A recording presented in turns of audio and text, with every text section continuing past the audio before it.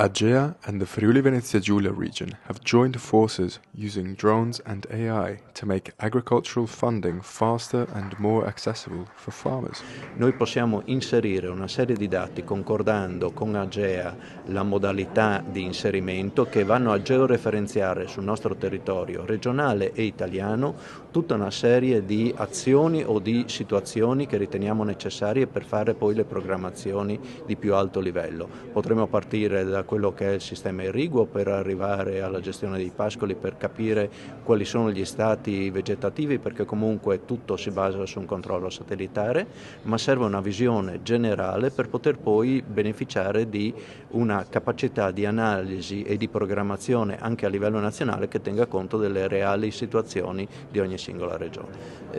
Sono diciamo, molto contento di questo incontro, perché abbiamo già fatto un accordo di questo genere in Molise. Friuli Venezia Giulia, che è un organismo pagatore regionale giovane, quindi ha